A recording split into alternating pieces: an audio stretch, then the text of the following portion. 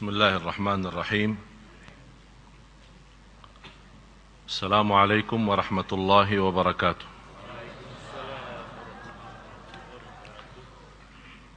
الحمد لله رب العالمين، وأشهد أن لا إله إلا الله وحده لا شريك له ولي الصالحين، وأشهد أن سيدنا ونبينا محمدا عبد الله ورسوله الصادق الأمين.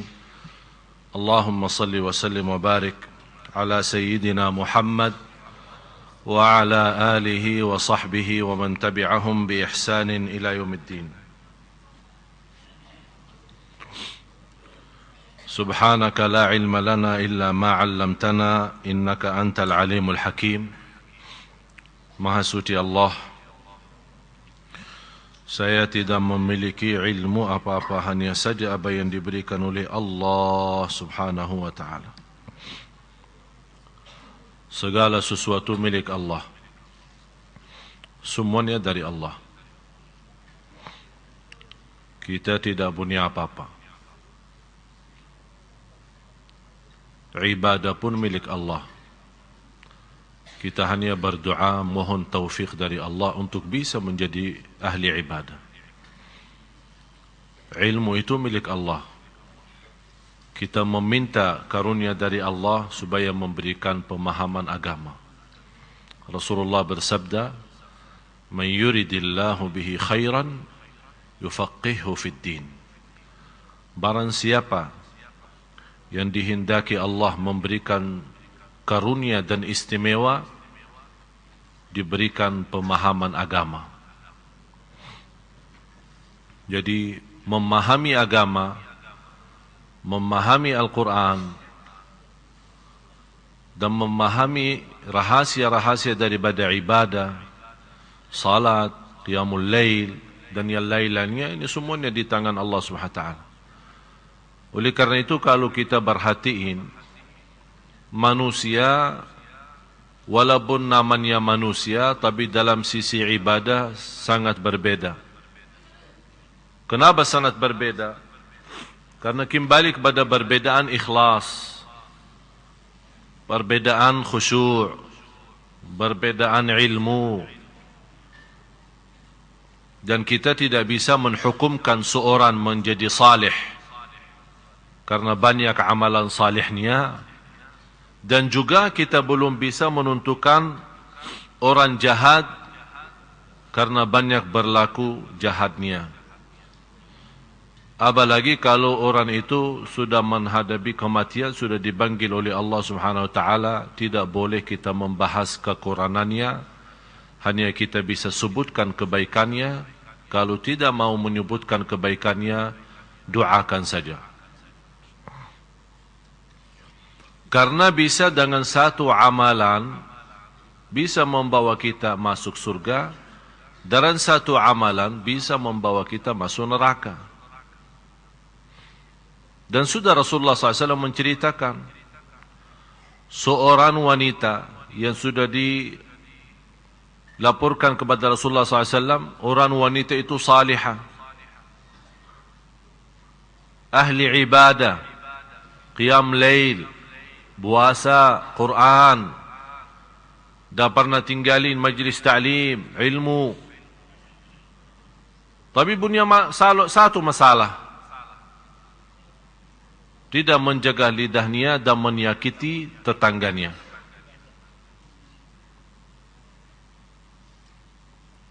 Menyakiti tetangganya dengan lidahnya. Bagaimana ya Rasulullah keadaannya ini? Apa jawab Rasul? Dia masuk neraka.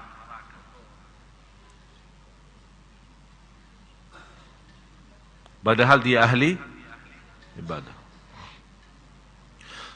Bapak Ibu, kalau anda mendengar sebuah hadis ini, bisa menjadi ancaman berat bagi kita semua. Tapi jangan anda salah faham, kalau Rasul menyebutkan seorang masuk neraka, bukan berarti kekal. Karena tetap kebaikan itu terhitung, karena Allah Maha Adil. Cuman cuba lihat sejauh mana buruknya ucapan lidah ini. yang bisa dengan ucapan biasa, atau kita menghitungkan biasa tapi dengan ucapan satu bisa membawa kita masuk neraka 70 tahun. Ini baru satu kata. Ini bukan kata saya, kata Rasulullah. Wa rubba kalimatin yaquluha qail la yulqi laha balan tahwi bihi fin nari 70 kharifa. Berumpamaan seorang yang mengucapkan satu kata tanpa disadari, dan kata itu dia mendapatkan murka Allah, masuk neraka 70 tahun. Bagaimana kalau ribuan kata? Oleh karena itu orang salih yang sudah menerti ini, dia sangat mengutamakan diam daripada bicara. Karena berbicara jelas-jelas ke neraka. Udah, kita sudah sama-sama belajar lebih baik mencegah daripada berobat.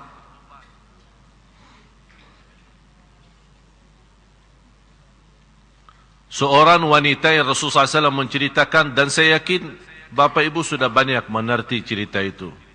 Seorang wanita ahli ibadah tapi masuk neraka. Gara-gara apa? Gara-gara si ekor kucing. Gara-gara kucingnya aja masuk. Kok bisa gara-gara binatang masuk neraka? Apalagi kalau gara-gara manusia. Gara-gara binatang aja bisa masuk neraka. Kenapa dia masuk neraka? Dia menahan kucing itu, tidak dilapasin, mencari makan sendiri, dan tidak memberikan makan. Ada orang alasan memelihara binatang, malah ternyata dia menyiksa binatang. Gara-gara kucing masuk neraka. Mana ibadahnya, puasanya? Tidak ada. Sebaliknya, coba lihat karunia Allah. Jadi Bapak Ibu, masalahnya bukan masalah banyak ibadah atau sedikit ibadah. Sebagaimana di hadis yang sahih, Rasul menceritakan cerita wanita dari Bani Israel. Tidak punya kebaikan sama sekali. Malah dikenal wanita ini zina. Tak pernah punya kebaikan. Karena habis dia minum air, kemudian begitu dia turun dari sumber air, dia bertemu dengan ekor anjing yang lagi keluari lidahnya, memberikan tanda haus. Kata wanita itu, oh kasihan anjing ini. Dia merasakan haus sebagaimana saya tadi merasakan haus. Dia malah turun ke sumber air kembali, ambil air, kemudian berikan. Allah lihat perbuatannya, kata Rasulullah, Allah ampuni segala dosanya dan masuk surga. Oleh karena itu, kalau masih ingat Bapak Ibu, berusaha menjaga amal salih rutin. Bermacam amal salih, tapi rutin, biarpun sederhana. Karena kita tidak tahu di mana Allah sembunyikan ridha di dalam amal salih tersebut. Istri Harun al-Rashid. Harun al-Rashid seorang pemimpin khalifah. Kaya raya, istrinya pun kaya raya. Dia membuat tabungan air atau apa di kota Makkah untuk jamaah haji. Jamaah haji. Juga berapa banyak yang harus disediain air minum, air apa semua untuk jamaah haji. Begitu beliau dalam cerita sejarah-sejarah, seorang anaknya pernah melihat mimpi sesudah ibunya meninggal. Melihat mimpi dan dia bertanya sama ibu, bagaimana ibu keadaanmu? Kata ibu, alhamdulillah Allah sudah ridha. Anaknya otomatis tanya, ibu, Allah ridha kepada ibu karena perbuatan bersediain minum air untuk jamaah haji yang begitu amalan besar dan dahsyat? Kata beliau, bukan. Ternyata hanya gara-gara 2 rakaat di tengah malam.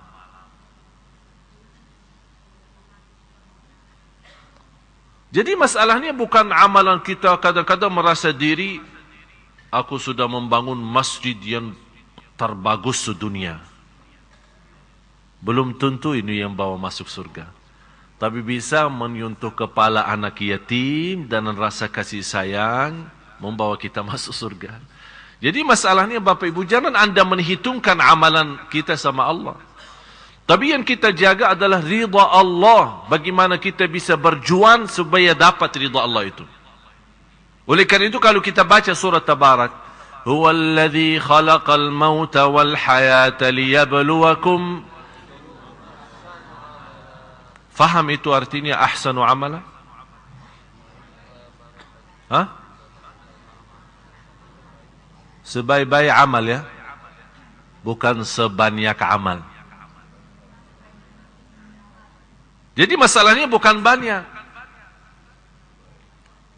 masalahnya baik, tulus, ikhlas, biarpun sederhana, semampu kita.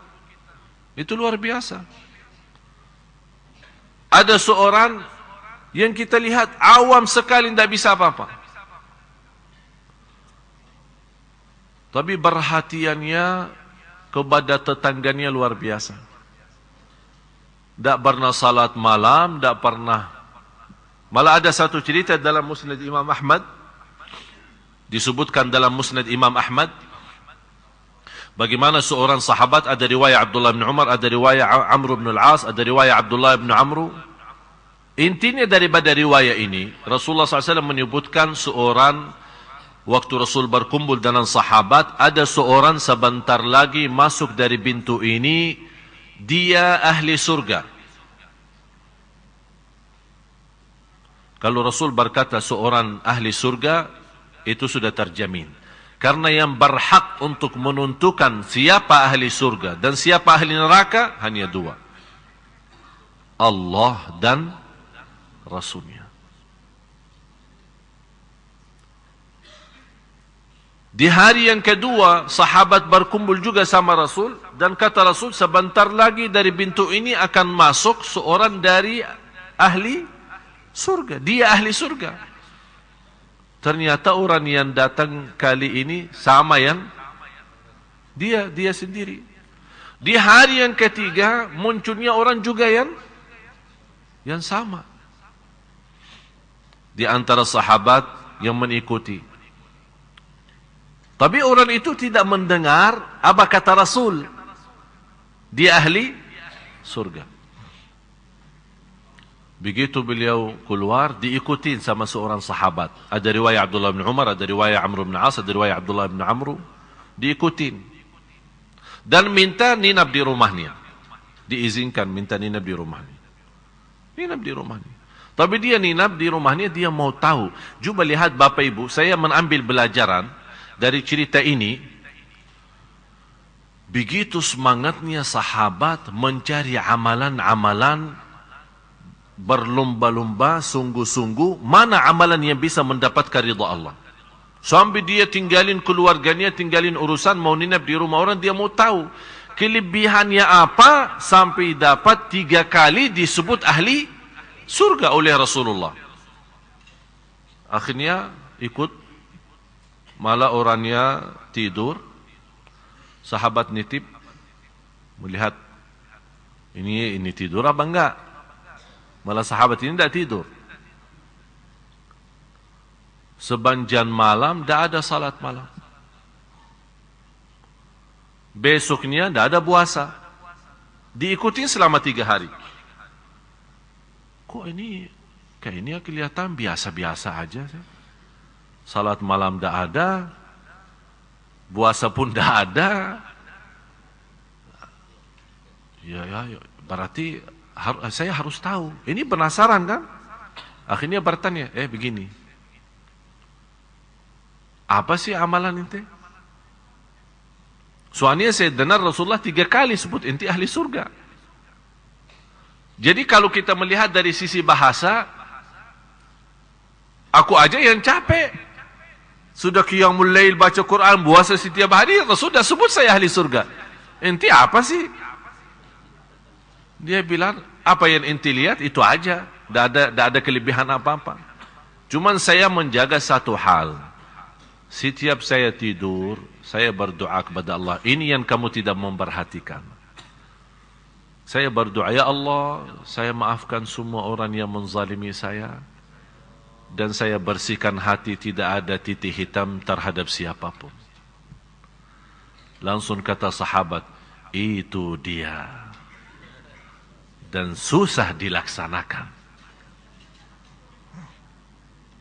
Susah? Ya memang. Manusia terlalu menahan dendam ya. Begitu dia punya kesempatan, habis-habisan. Bisa kita pura-pura maafin orang, tapi hati kita belum ikhlas. Apalagi kalau diikutin, ayo sudah, atas nama saya Ali Jabir, udah maafin. Ya udah, saya maafin. Tapi hatinya bahasa lain. Berat. Memang sifat manusia berat, suka menahan dendam itu. Sakit hati itu tidak bisa dilepas. Oleh karena itu begitu, bisa orang manusia yang sudah sifatnya rendah seperti ini, dia bisa tinggalkan kerindahan itu, menjadi manusia istimewa, Allah hargai dalam surga. Seperti perbuatan tadi.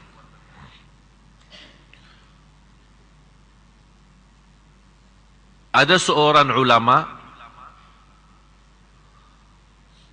tinggal di luar kota Madinah. Ulama besar di kota Riyadh, ibu kota Arab Saudi. Melihat mimpi Rasulullah SAW. Ada seorang di Madinah, Rasul sebutkan, ada seorang di Madinah, dia termasuk orang paling suci di kota Madinah. Dan doanya makbul. Kalau ketemu dia, minta didoakan. Ternyata yang disebut oleh Rasulullah SAW, guru saya. Beliau masih hidup sampai sekarang. Usianya hampir 100. Tapi coba bayangkan Bapak Ibu. 88 tahun dah pernah lewat takbirah pertama di masjid.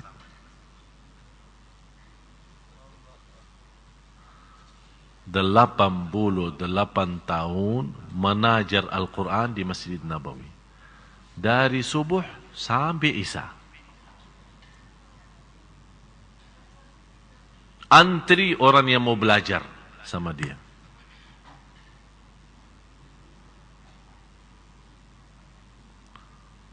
Fantas Rasul sebutkan orang itu, disebut oleh Rasul,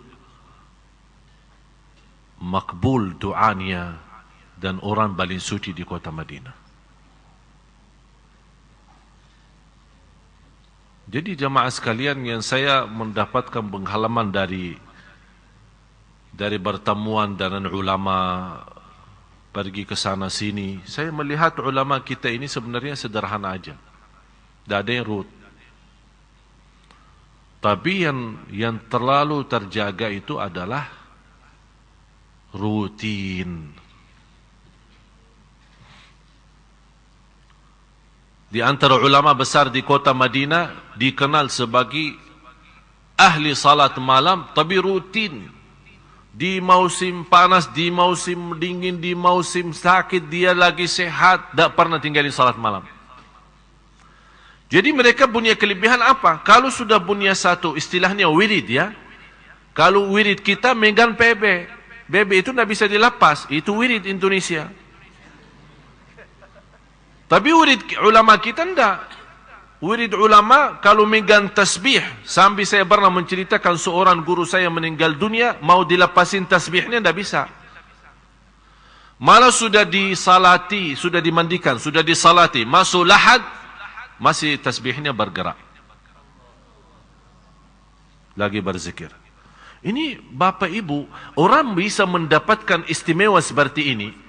Ini bukan kerja 1 hari 2 hari. Ini puluhan tahun. Puluhan tahun. Seorang bisa menikmati salat dia berkata, aku mujahadah diri menikmati salat selama 20 tahun, bekerja keras. Habis itu baru mulai menikmati salat. 20 tahun dia berusaha. Kita baru saja 2 kali orang bertanya, gimana Ustaz bisa khusyuk di dalam salat? Saya bilang habis 20 tahun. Baru kita sudah mengenal salat yang baik, sudah merubah diri dibanding masa lalu kita yang banyak tinggalin salat. Begitu kita sudah rubah, malah kita langsung mau loncat, mau jadi nikmat. Allah berikan karunia, kenikmatan ibadah, kenikmatan hidup dan ketenangan di dunia, kembali kepada kerja keras kita. Kenapa orang kaya bertambah kaya dan miskin bertambah miskin? Ada yang pernah bertanya? Katanya orang kaya tidak memperhatiin yang miskin. Biarpun diperhatiin, tetap yang miskin tambah miskin, yang kaya tambah kaya. Karena saya melihat orang kaya sedikit tidur, yang miskin banyak tidur. Pagi tidur, siang tidur, sore tidur, malam tidur. Akhirnya jadi tukang minta. Yang kaya bertambah kekayaannya karena dia tidur hanya 2 jam, bisa 3 jam, terhitung. Dan saya begitu memperhatiin, orang kaya memang sedikit tidur.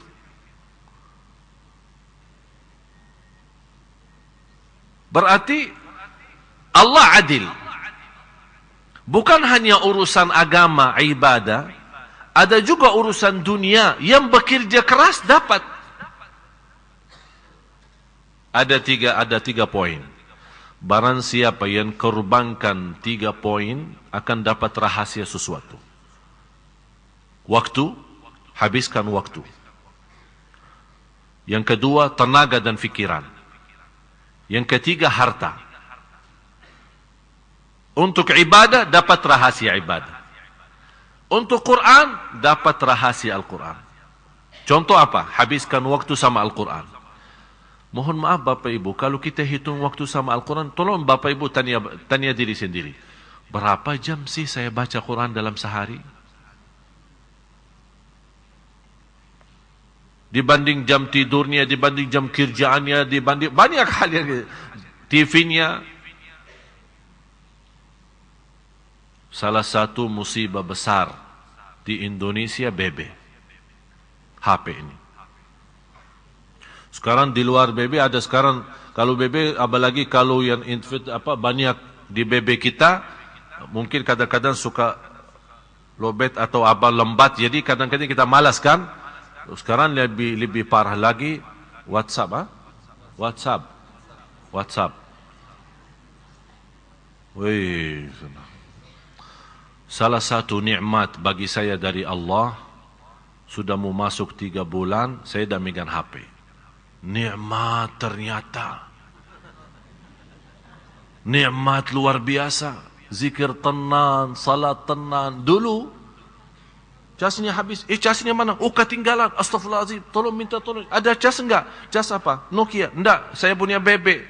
Enggak ada. Saya cuma ini. Modelnya BB apa? Yang baru atau yang lama? Oh, yang baru. Oh, maaf, saya yang punya yang lama. Pusing. Urusan casnya, urusan baterainya, urusan. Sampai waktu itu saya masih ingat. Punya baterai 3. Saking tidak bisa lepasin HP, banyak urusan, banyak telepon-teleponan, SMS-an, BB. 3 baterai habis, daripada pusing cari casnya. Akhirnya apa yang terjadi? Sampai kadang-kadang astagfirullah mau tidur pun rata-rata, saya tidak tahu ya, tapi ini karena kebiasaan saya. Rata-rata sekarang tidur, HP harus wajib menjadi tetangga bantal. Itu enggak, malah ada yang di bawah bantal supaya di silent suaranya, tapi getar ya, supaya bantalnya goyang-goyang. Sampai kita tidur pun tidak bisa nyaman, tidur pun terganggu. Saya pernah waktu masih megang HP, saya telepon, ada orang angkat tapi kayaknya suaranya baru bangun. Saya bilang kasihan, astagfirullah, mohon maaf ganggu tidurnya. Oh, tidak apa-apa. Kalau syekh yang telepon tidak apa-apa. Terus kalau orang lain, yang saya rasa kasihan, kenapa tinggalin HP sebelahnya? Kalau sudah tidur, off atau buang HP jauh. Kalau bisa kamar tidur di sebelah dan HP kita dikerasi di mobil sana, sebelah sana jauh. Nikmati, tidur pun dah bisa nikmat. Apaan manusia begini? Berarti yang bikin pusing siapa? Kita sendiri. Bangun sudah pusing, mau tidur pun pusing. Bapak Ibu saya nasihatin, mau tenang enggak? Mau tenang enggak? Tapi ikutin saya ya. Betul. Tinggal 13 hari masuk Ramadan. Sekarang semua tulis surat. Ya. Pulang ke rumah, begitu sampai rumah tulis Bismillahirrahmanirrahim. Saya nawaitu dan berazam lillahi ta'ala, dan sungguh-sungguh tidak bagi tawar-tawaran. Mulai tanggal 9 Juli atau 1 Ramadan tidak megang HP hampir habis lebaran.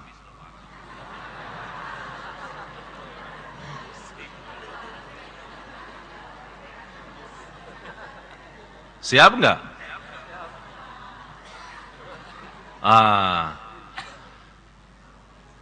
Ada yang merasa kayaknya susah.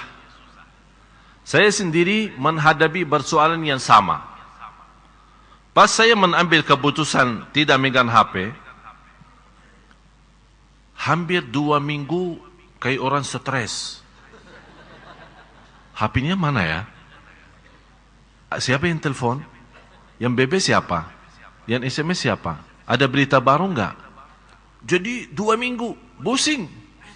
Masih saya serahkan kepada asisten saya yang urus melayani jamaah soal pertanyaan. Nanti dia kumpulin pertanyaan, saya jawab, dibalas lagi. Saya selalu ini. Sambil kata beliau, udahlah daripada tanya terus, megang aja HP-nya. 2 minggu betul-betul stres.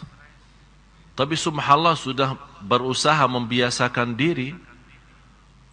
Sekarang kalau megang HP malah stres. Bukan jauh dari HP, justru tenang. Masuk rumah, keluar rumah, dah mau tahu. Seperti hidup sendiri. Memang hidup sendiri, mati sendiri, masuk kuburan. Udah nikmati aja sendiri. Kenapa pusing? Masa juga HP-nya mau dibawa ke lahat? Oleh karena itu saya mohon supaya Ramadan ini menjadi indah. Apalagi alhamdulillah tahun ini kita mendapatkan, saya sudah memperjuangkan benar-benar. Bapak Ibu barangkali tidak tahu apa yang terjadi di belakang Bapak Ibu.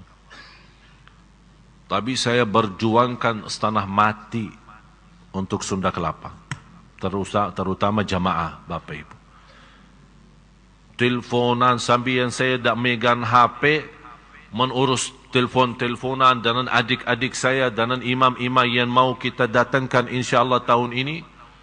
Proses keputusan mencairkan uang tiket aja, minta ampun. Susahnya. Alhamdulillah mengambil keputusan dari bantuan sana, bantuan sini, apa yang ada rezeki, udah mengambil keputusan mencairkan uang tiket. Biar Bapak Ibu tahu, uang tiket aja sudah melebihi 300 juta. Alhamdulillah tahun ini habis 3 bulan mati-matian untuk mendatangkan seorang imam yang pernah Bapak Ibu menikmati 2 bulan lalu waktu kita i'tikaf.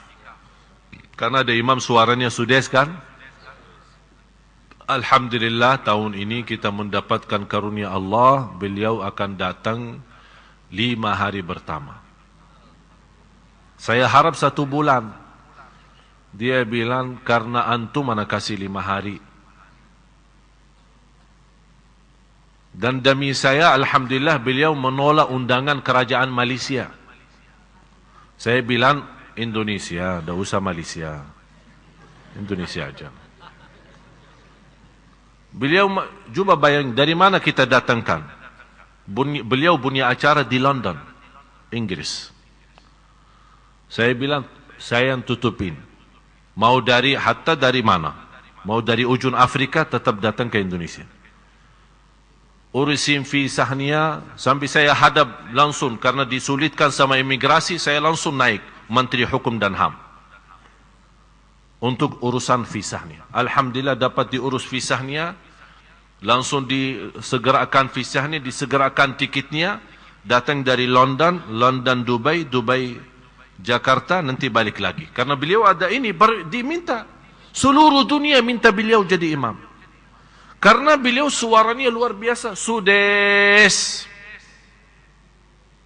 Kalau mau tahu Sudes, tapi bukan yang asli ya. Ini orangnya. Yang berkenan suka buka website ya. Ingin mau tahu suaranya lebih ini yang belum sempat kemarin di sini. Silahkan buka di YouTube maupun di Google. Syekh Sa'ad Nu'mani. Syekh Sa'ad, S-A-A-D, Nu'mani, N-O-I-M ya, Nu'mani ya, Nu'mani. Silahkan buka. Dan kita umumkan sekalian ini pendaftaran yang ingin, daftar SMS Center, yang ingin menggabung dengan kami dalam program ke depan supaya anda setiap hari bisa dapat belajar, bisa dapat hikmah, bisa dapat info-info sesuai kegiatan kita, termasuk program-program imam-imam di mana saja, ada yang di Sunda Kelapa, ada yang di Makassar, ada yang juga akan dikelilingi beberapa masjid. Alhamdulillah tahun ini Bapak Ibu, karena saya menyampaikan ribuan terima kasih. Mohon maaf saya tidak sebutkan satu persatu Bapak dan Ibu yang telah membantu untuk mendatangkan imam-imam. Terutama Baksa Mahmud, kemudian keluarga-keluarga dan jamaah-jamaah Sunda Kelapa. Alhamdulillah dan rezeki insyaAllah 100% tidak ada yang salah guna. Kita salurkan, Alhamdulillah tahun ini kita berhasil mendatangkan 10 imam. Coba bayangin. Buat apa saya pusing mendatangkan imam? Ini bukan main Bapak Ibu, kita datangin imam itu bukan main. Urusin makanannya aja pusing. Karena mereka tidak bisa makanan Indonesia. Masa setiap hari buka puasa nasi padang? Jadi harus terkontrol semua. Makanan mereka, tempat ninapan mereka, mobil yang mengurus mereka ke sana kemari. Ini semua tanggung jawab saya. Alhamdulillah tahun ini dengan bantuan Bapak Ibu, ada yang ikhlasin infaknya, ikhlasin sedekahnya, ini semua kita bisa mendatangkan imam-imam.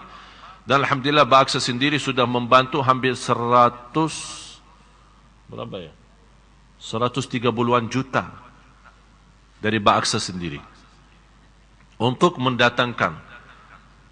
Dan insyaAllah di Masjid Sunda Kelapa ini ada 2 imam menetap selama 30 hari. Sama adik saya Syekh Muhammad, kan semua kenal. Ada satu lagi imam baru. Terus yang lain itu Syekh Sa'ad Nu'mani 5 hari pertama.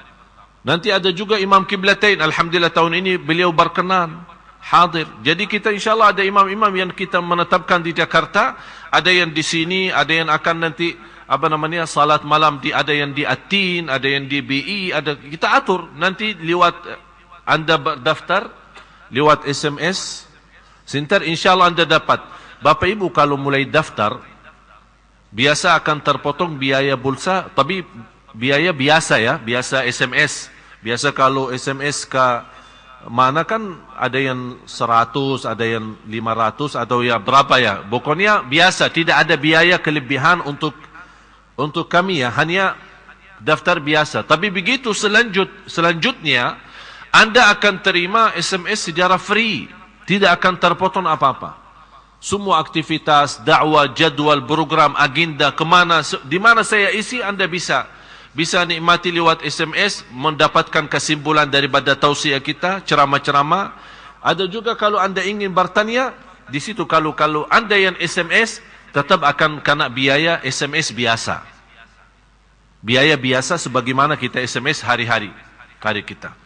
Jadi silahkan yang berkenan daftar lewat SMS Center ini, insyaAllah bisa bermanfaat banyak. Alhamdulillah sudah sementara, karena baru hari ini kita aktifin, malah Alhamdulillah sudah lebih dari 250 orang sudah daftar. Yang saya harap semakin banyak jamaah kita, insya Allah ini akan menjadi bermanfaat. Karena banyak ke depan masih ada banyak program. Dan di situ yang berkenal lewat SMS, mendaftarkan diri sesuai data-data yang terisi, mendaftarkan diri menjadi anggota jamaah maupun remaja, terutama saya fokuskan kepada remaja, laki-laki maupun perempuan, karena kita ke depan banyak aktivitas untuk kantoran, kampus-kampus dan pesantren dan sekolah-sekolah yang memerlukan banyak tenaga dari sisi anak-anak kita, teman-teman kita dari remaja, supaya insya-Allah aktivitas kita ke depan menjadi salah satu yang memakmurkan insya-Allah kota Jakarta, terutama supaya insya-Allah diselamatkan oleh Allah dari segala bala dan musibah. Inilah persatuan perjuangan kita bersama, insya-Allah banyak akan bisa menjadi bermanfaat. Dan selalu saya berkata, hiduplah bermanfaat. Kalau tidak bisa menjadi bermanfaat, lebih baik mati. Mau hidup atau mati? Hah? Jangan bilang mau hidup. Saya mau menjadi berguna. Kalau memang berguna mati, ya udah mati aja. Ada orang memang dia manfaatnya mati, menjadi barunya manfaat buat orang lain. Siapa itu? Orang zalim. Orang yang zalim, orang jahat, yang tidak punya kebaikan sama sekali. Begitu dia mati, menjadi manfaatnya banyak untuk umat, untuk manusia, untuk tetangga, untuk yang lain-lain. Jadi silahkan yang ingin daftar, mudah-mudahan insyaAllah menjadi bermanfaat. Menjadi insyaAllah Bapak Ibu bisa Anda menuliskan nama Anda sebagai orang yang insyaAllah terlipat namanya di hadapan Allah, seorang yang memperjuangkan agama Allah Subhanahu Wa Taala. Terutama ini sering saya terima pertanyaan, apalagi yang kemarin-kemarin itu soal nisfu Sya'ban. Dibermasalahkan, diributkan, saling menyesatkan, saling membid'ahkan. Ada masjid mau membawa acara i'tikaf atau salat malam nisfu Sya'ban, ada yang tidak mau, katanya bid'ah. Banyak soalan-soalan itu yang saya heran aja. Karena memang hal-hal seperti ini tidak ada contohnya dari Rasul. Tapi harus Bapak Ibu fahami. Fahami, ini menjadi kaidah buat Anda semua ya. Tidak menjadi dasar amalan ibadah kalau tidak dicontohkan oleh Rasul. Itu belum tentu jadi dasar.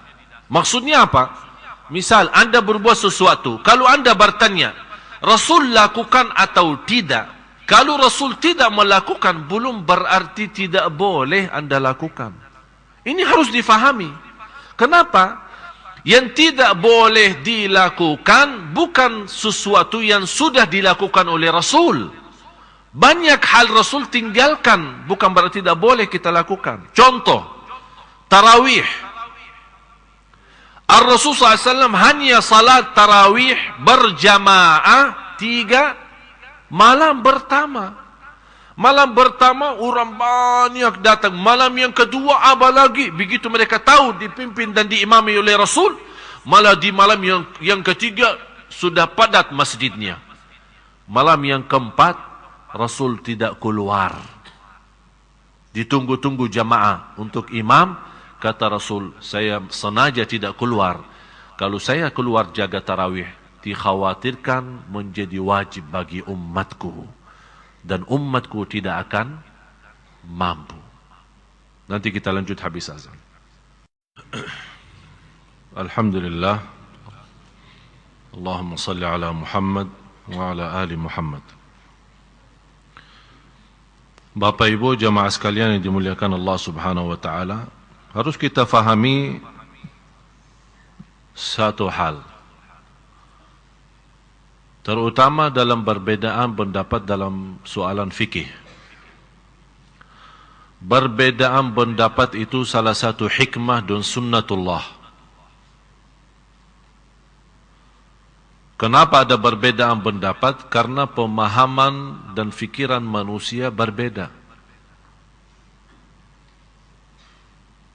Oleh karena itu tidak akan bisa satukan umat dalam satu pendapat. Yang bisa disatukan dalam satu pendapat kalau sudah ada jelas-jelas perintah atau larangan dalam ayat maupun dalam hadis. Kenapa muncul berbeza pendapat? Contohnya nisfu Sya'ban. Memang ada hadisnya. Ada hadis apa? Hadis yang disahihkan Syekh Al-Albani rahimahullah. Syekh Al-Albani salah satu ulama yang terbaik sedunia,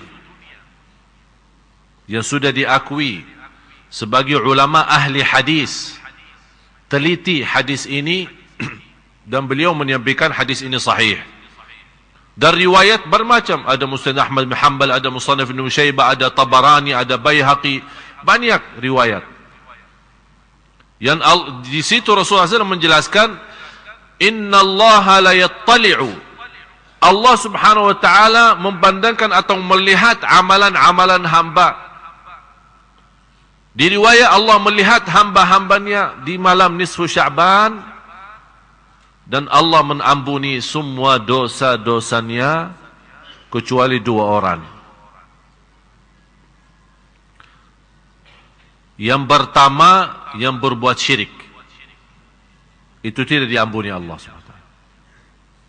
Kalau dia taubat, ya jelas dengan taubat Allah ampuni. Yang kedua, musyahin. Musyahin itu seorang penahan marahannya atau penahan dendamnya. Atau termasuk juga orang-orang yang suka menebar fitnah. Adu domba, isu orang sana, isi sana. Jadi perbuatannya tidak sesuai, malah dia memfitnahkan supaya ini berpisah umat, berpecah umat. Ini juga termasuk orang yang tidak diampuni Allah Subhanahu wa taala.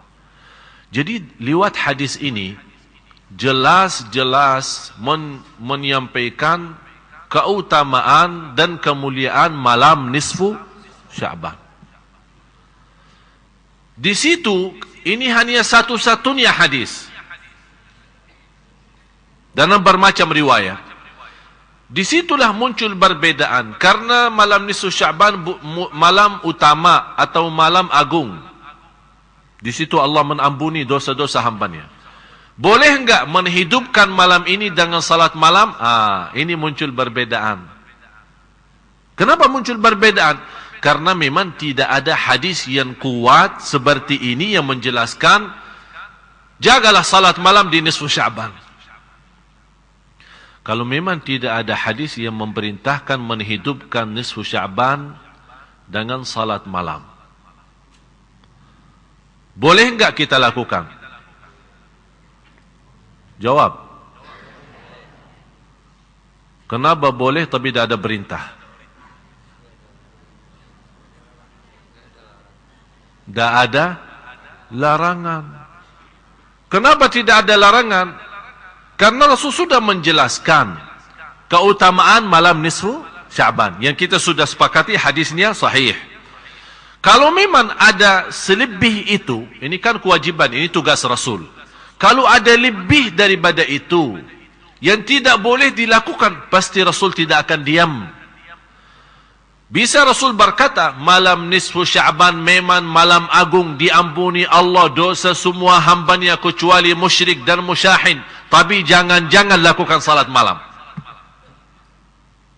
Kalau tidak ada jangan-jangan di sini, inilah yang membuat muncul perbedaan pendapat.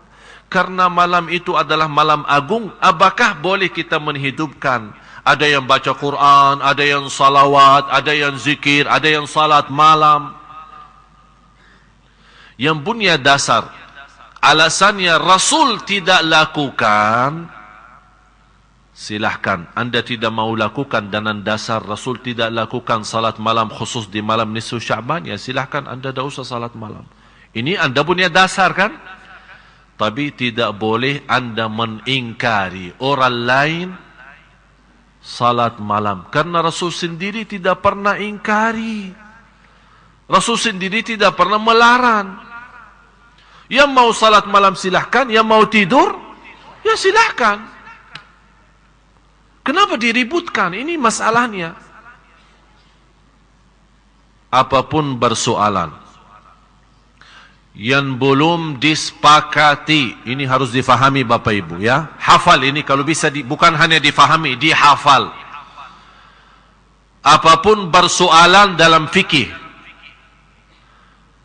tidak disepakati oleh ulama, ijma'. Faham ijma'? Sepakat. Tak ada satu pun yang keluar dari sepakatan itu. Kalau belum ada sepakatan dari ulama, umat itu masih dalam kebebasan. Yang mau A boleh, yang mau B boleh, yang mau D boleh. Tapi dan juga harus difahami, tidak akan bisa ada sepakatan antara ulama kalau tidak ada ayat dan hadis yang kuat, yang tidak bisa muncul berbeda tafsiran. Kenapa bisa muncul perbedaan? Ini kan ada Syafi'i, Maliki, Hanafi, kan? Imam Syafi'i muridnya siapa? Imam Maliki. Tapi kenapa dia berbeda sama gurunya? Karena beda pemahaman. Gurunya bawa Quran dan hadis kan? Imam Syafi'i bawa apa? Injil dan Taurat. Sama, Quran dan hadis. Dia menghormati gurunya, tapi mohon maaf, anak punya pemahaman beda. Ini kan kemampuan fikiran manusia. Apalagi dikenal Imam Syafi'i sebagai orang ulama yang cerdas, termasuk dari sisi bahasa. Kalau Imam Malik lebih kuat ilmunya di sisi hadis, kalau Imam Syafi'i lebih kuat di sisi fikih. Ya di situ kelebihan masing-masing. Ini kan karunia Allah. Di situ orang yang punya kelebihan isi di sini, yang isi di situ umat baru bisa bersatu. Tapi jangan orang merasa diri, anak yang benar, yang lain salah. Anak dah mau tahu. Ada yang megang tokohnya, katanya, anak dah mau tahu selain qala Allah, qala Rasul. Yang menyampaikan kepada kita qala Allah dan Rasul siapa? Iman kita sudah waktu turunnya wahyu, kita ada di situ. Ada enggak? Kalau kita bilang tidak mau tahu selain qala Allah, qala Rasul, yang membawakan kepada kita qala Allah dan Rasulnya siapa? Ulama kan? Dan Rasul sudah menjelaskan, ulama para waris, ahli waris dari para Nabi. Mewariskan Nabi, artinya ilmu Nabi, para Nabi diwarisi oleh ulama. Ulama yang meneruskan, menjalankan. Beda masa, beda zaman, beda budaya, beda pemahaman, beda mazhab. Ini semua pengaruh dari zaman dulu sampai sekarang. Apalagi munculnya yang menjadi bahasan saya di majalah insyaAllah bulan Ramadan. Tanggal 1 Ramadan sudah terbit majalah Ramadan. Saya khusus di situ membahas supaya Bapak Ibu juga mengerti kondisi yang setiap tahun kita hadapi. Sampai orang bingung, mau ikut Muhammadiyah atau ikut pemerintah, mau puasa duluan atau belakangan. Malah saya bertemu seorang jamaah, dia salat lebaran 3 kali Idul Fitri. Tanggal 28 karena dia ikut Naqsyabandiyah. Naqsyabandiyah apa di kampung mana itu? Kemudian dia ikut Muhammadiyah dan juga ikut pemerintah. Kata dia, kan itu namanya salat. Ya udah, tidak apa-apa, biar sama-sama. Kadang-kadang dia puasa tapi ikut salat lebaran. Ini kan sebenarnya salah satu persoalan yang kalau orang ulama pasti mengerti perbedaan itu. Tapi yang kasihan awam kan tambah bingung. Sekarang saya ikut siapa? Mau ikut ini atau ikut ini? Mana yang benar ini? Malah kadang-kadang kita lihat ada orang dari luar pun dia ikut negerinya. Dia orang asing, oh bosan di Indonesia tidak jelas. Udah, dia dari mana? Dari Mesir. Udah, saya ikut Mesir aja. Padahal dia tinggal di. Ini insyaAllah menjadi bahasan saya di majalah. Nanti insyaAllah kalau Bapak Ibu berkenan nanti dapat majalah Ramadan itu. Nanti di situ akan mendapatkan. Saya kumpulkan di situ semua perbedaan. Dan dasar saya bahas sedetil-detilnya, saya dalami semua supaya Bapak Ibu ngerti. Nanti ujungnya kesimpulannya apa. Supaya harus Bapak Ibu, menurut saya, inilah saatnya jamaah kita ini, umat Islam di Indonesia, dinaikkan kualitas ilmunya. Naik, harus faham. Supaya jangan, karena saya punya prinsip, man kathura ilmuhu, qalla inkaruhu. Semakin banyak ilmunya, seorang akan sedikit mengingkari perbedaan. Kenapa sekarang banyak muncul ingkar, ini dah boleh, ini boleh, ini dah boleh? Karena mereka belum faham. Hanya faham dari satu sisi. Kalau kita perhatiin angka 7 bahasa Arab, bisa diketik angka 7 enggak? Bisa enggak? Enggak ada Arabnya. Makanya ada Arabnya dong.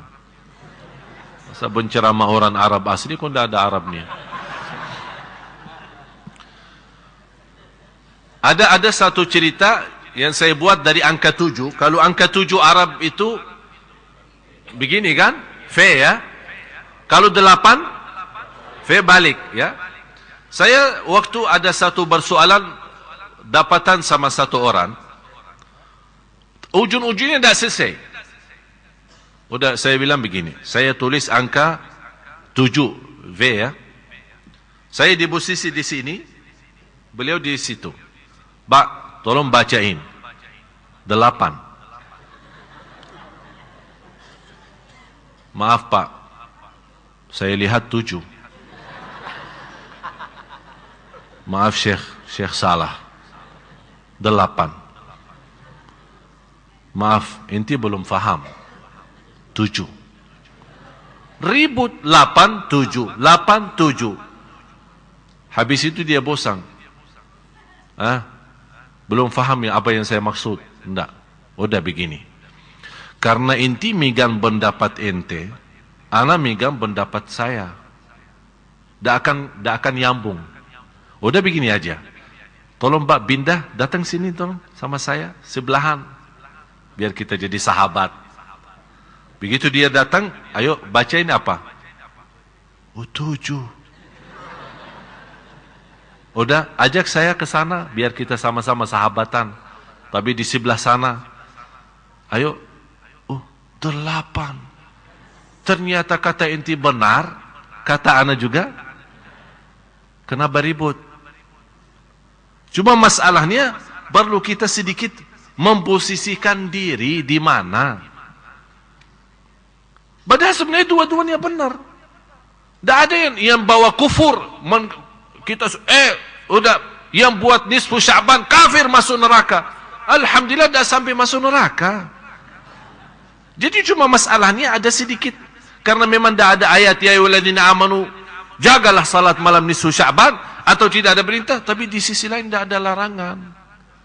Itu aja. Karena di sini inti tidak menerima perintah, saya tidak menerima larangan karena prinsip Rasulullah SAW ada perintah atau larangan. Dan banyak hal yang lain seperti itu. Dan tidak ada dasar kuat alasannya kita tidak boleh lakukan kecuali yang dicontohkan oleh Rasul. Ada orang berkata, kenapa bikin begini? Apakah dicontohkan oleh Rasul? Saya pernah duduk di masjid megang tasbih. Saya suka kalau megang tasbih, saya suka diam-diam ya. Saya itu mau buat apa tunjukin orang? Pas live di TV ditunjukin tasbihnya. Oh, Masya Allah ahli tasbih. Ya ahli tasbih sendiri, jangan di hadapan orang. Jadi kalau saya lagi duduk sendiri, saya suka megang tasbih. Tapi saya tunjukin ke orang. Tapi kebetulan pas ada orang sebelah saya, lihat tasbih. Langsung negur saya. Mohon maaf Syekh, saya rasanya tidak enak. Apa? Tasbih bid'ah.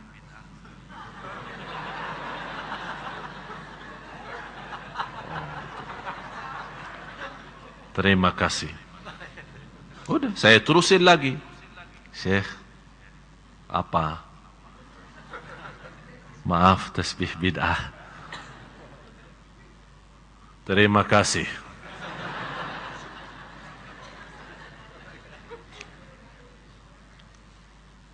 Kan kita orang Islam, tak boleh melanggar Rasul. Jadi Gimana ya? Kan Rasul tidak pernah megang tasbih. Jadi bid'ah kan?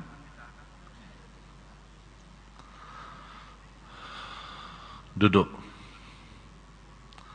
Inti sekarang membuat konsentrasi saya hilang gara-gara. Udah, saya masukin tasbih, ayo duduk. Apa dasar kamu tasbih itu bid'ah? Saya minta dasar yang kuat. Ya ayyuhalladzina amanu, jangan megang tasbih. Itu sudah jelas, kuat. Dah boleh kita tawar-tawaran di sini kan? Sami'na? Ana minta menurut ente, seperti tadi kan 78 kan? 78. Kenapa tidak boleh? Kenapa menurut ente tasbih itu bid'ah? Alasan saya, tasbih itu tidak ada di zaman Rasul.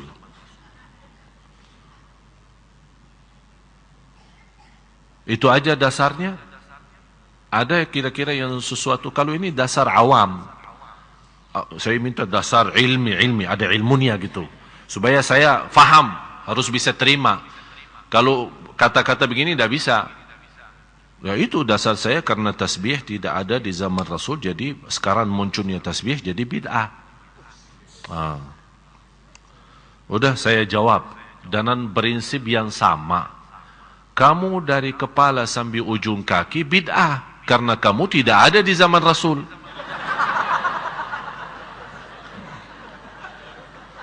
Kan prinsip yang sama. Apakah ini bisa jadi dasar? Banyak hal yang tidak ada di zaman Rasul. Banyak.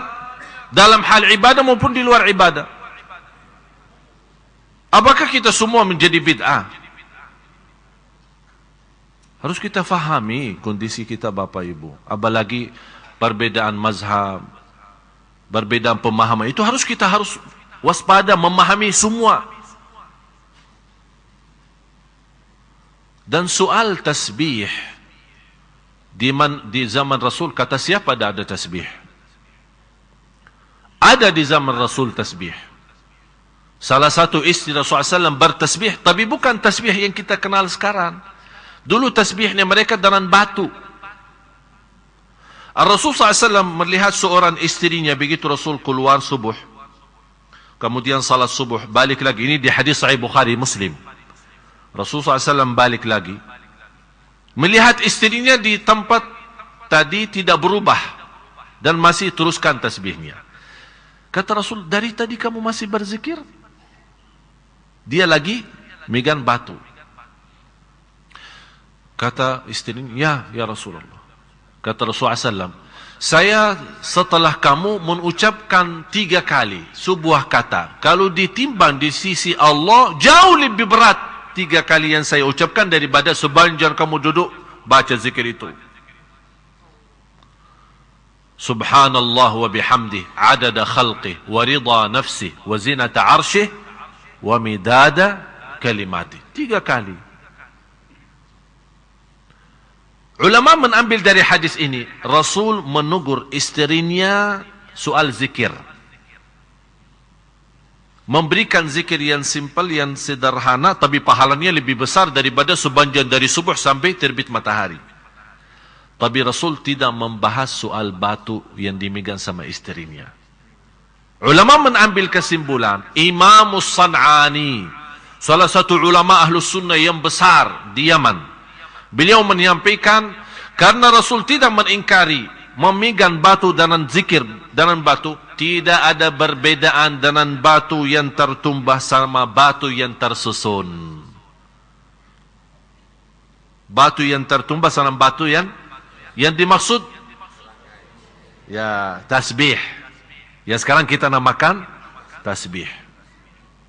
Katanya Rasul kalau berzikir tidak pernah megang tasbih, beliau bertasbih dengan tangan. Sekarang pertanyaan saya, ya Allah pusing kadang-kadang. Pertanyaan saya, yang sekarang bertasbih dengan tasbih, dia baki tangan atau baki kaki? Baki tangan atau baki kaki? Katanya Rasul kalau bertasbih dengan tangan. Terus yang lagi memegang tasbih pakai apa? Pakai tangan juga. Apa bedanya bagi tangan dengan jari sendiri atau bagi tangan dengan tasbih? Bedanya apa? Tolong kasih tahu bedanya apa? Ya kecuali kalau ada orang bertasbih dengan kaki, baru kita bilang, oh maaf, Rasul kalau bertasbih bagi tangan. Terlalu apa namanya? Lebay ya.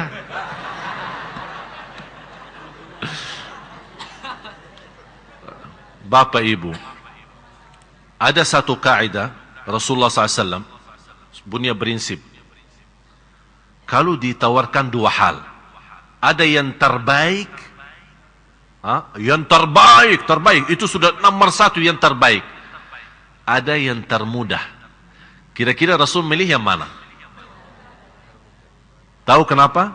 Padahal ada yang lebih baik daripada yang mudah itu. Demi umatnya, supaya tidak beban dalam ibadah, supaya tidak rasa berat. La yukallifullahu nafsan. Bapak Ibu, Islam memang indah, indah betul. Saya justru semakin banyak belajar, semakin tahu diri bodoh. Jadi orang-orang malah justru semakin tinggi ilmunya, semakin ketahuan bodohannya. Berarti kita belum apa-apa. Jangan ada orang merasa, oh Alhamdulillah saya sudah. Jangan. Teruskan belajar. Sungguh subhanallah, semakin banyak kita akan melihat, semakin terasa keindahan Islam. Semakin akan mendalami begitu luasnya Islam. Menghormati manusia, menghormati perbedaan, menghormati pemahaman. Itu luar biasa. Dan kita tetap, Bapak Ibu, kembali kepada Al-Quran dan Sunnah. Dan bagaimana kita bisa memahami Al-Quran dan Sunnah kecuali dengan ulama? Siapa yang bisa faham Quran dan Sunnah? Ya ulama. Oleh karena itu ulama harus betul-betul yang takwa, yang ikhlas, amanah. Begitu dia memimpin jamaah, dia terangkan. Jangan Bapak Ibu memahami, kalau saya di posisi, saya tidak memerintahkan jaga salat malam nisfu Sya'ban, dan saya tidak larang. Yang mau silahkan, yang tidak mau silahkan. Prinsip saya seperti itu. Saya ikut sahabat sejak dulu. Tabi'in yang sudah bertemu dengan sahabat. Seperti Al-Hasan Al-Basri rahimahullah. Saya punya sanad. Dapat sanad dari guru ke guru. Silsilah. Tahu sanad silsilah? Megang tasbih sampai Imam Hasan Basri. Sampai Imam Hasan Basri. Imam Hasan Basri itu gurunya, guru beliau adalah sahabat Rasulullah SAW. Jadi salah satu pendapatnya beliau misal seperti kunut. Ini juga termasuk salah satu yang dipersoalkan. Kunut subuh boleh atau tidak boleh. Malah ada yang terlalu lebay ya. Betul. Terlalu lebay. Sampai ada orang yang membatalkan salat seorang yang tidak kunut subuh.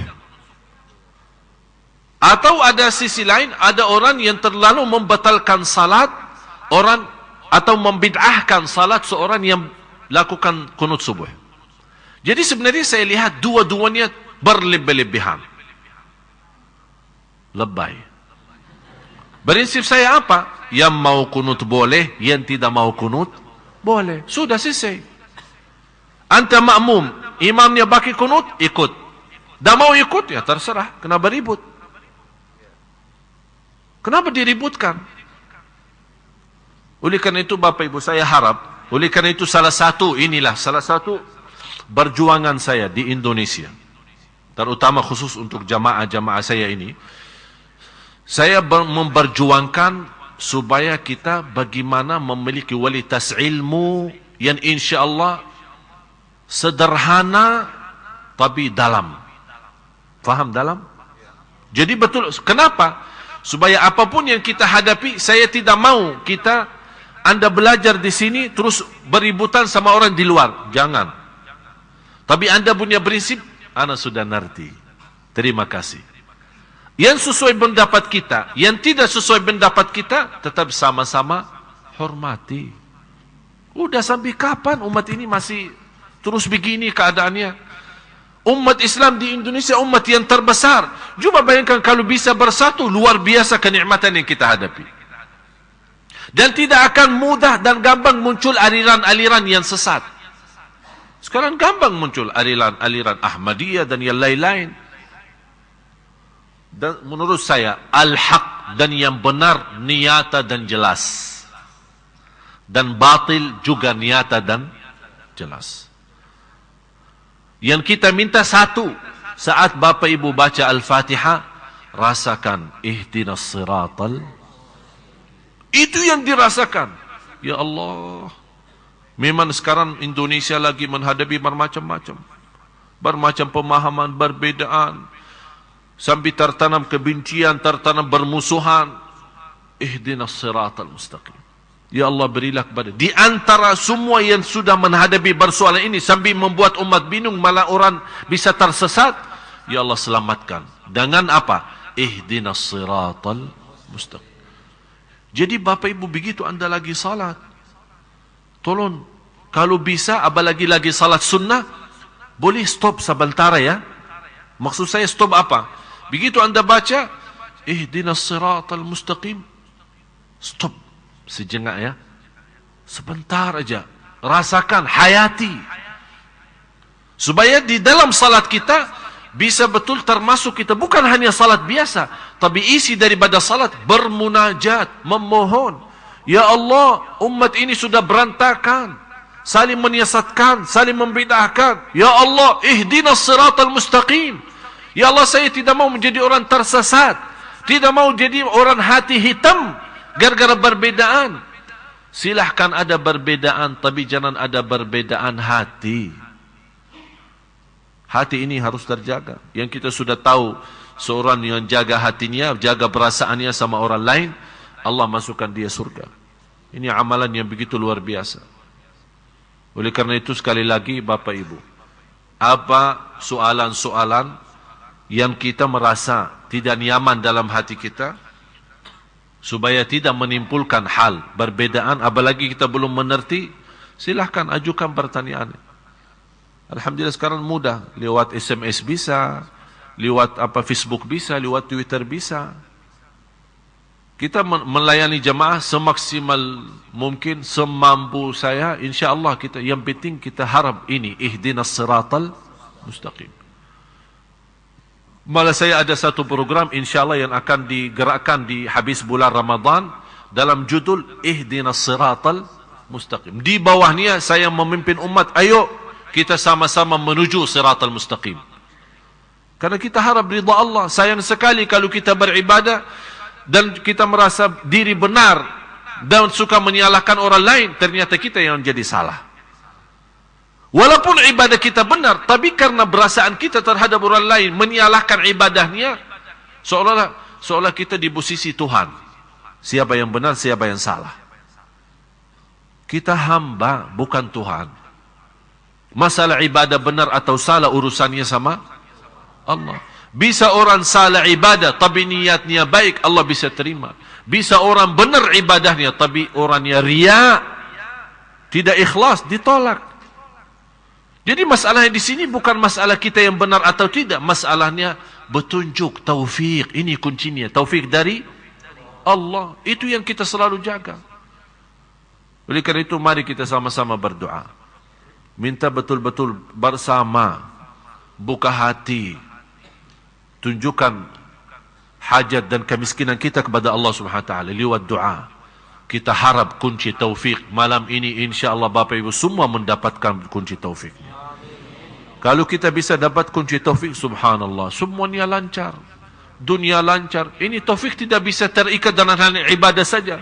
Dalam rumah tangga memerlukan taufik, dalam urusan dunia memerlukan taufik, dalam belajar perlu taufik, dalam perjalanan menuju ke rumah, pulang ke rumah, datang dari rumah, ini memerlukan taufik supaya tidak salah jalan, tidak salah, tidak nyasar, tidak apa. Ini semua kan perlu taufik. Itu yang dimaksud hidayah yang tertinggi, yang diharapkan oleh semua orang, termasuk ulama, para awliya, para salihin, adalah hidayah taufik. Yang dimaksud dalam firman Allah, ihdinas siratal mustaqim. Nabi kita Nabi SAW memohon itu. Ihdinas siratal mustaqim. Oleh karena itu sekali lagi kita bersama-sama doa. Dan semua yang ke depan, Bapak Ibu yang berminat, berkenan membantu dakwah kami, saya menyampaikan ribuan terima kasih. Bukan saya senang karena Anda membantu dakwah, tapi saya yakin Anda nanti akan rasakan senangnya karena alhamdulillah dakwah kami betul-betul tidak ada yang salah guna, semaksimal mungkin menjadi berguna bagi umat. Oleh karena itu support dakwah kami, support dengan doa, ada masukan, ada nasihat, kami terima, silahkan. Yang mau datang sini, mau ketemu di rumah, silahkan. Kami terbuka lahir batin untuk semua jamaah. InsyaAllah supaya kita yuk sama-sama, mari kita tuliskan nama kita di hadapan Allah menjadi orang yang menyebarkan cahaya Allah di bumi. Kita tidak tahu siapa di antara kita yang meninggal hari ini atau besok. Tidak ada yang tahu. Oleh karena itu bahagia Bapak Ibu kalau kita bisa mendapatkan nama kita di hadapan Allah. Coba bayangkan rasanya, kebahagiaannya kalau kita di hari kiamat dipanggil, Bapak Ibu, marilah Anda terpilih menjadi orang yang memperjuangkan agama Allah. Luar biasa. Jadi tidak boleh kata kalau saya di dalam kamus saya selama di Indonesia tidak ada kata tidak bisa. Dan saya yakin semuanya Bapak Ibu bisa. Ada yang bisa dengan merasa tidak punya ilmu banyak, tapi insya Allah dengan rezeki yang ada dia bisa. Dengan ucapan yang baik dia bisa. Dengan doa dia bisa. Dengan hati yang ikhlas dia bisa. Dan semua saya yakin semuanya bisa. Masing-masing punya kelebihan. Saya tidak minta semuanya, tapi lebih baik banyak ikhlas daripada sedikit tidak ikhlas. Betul ya? Mari sama-sama kita berdoa.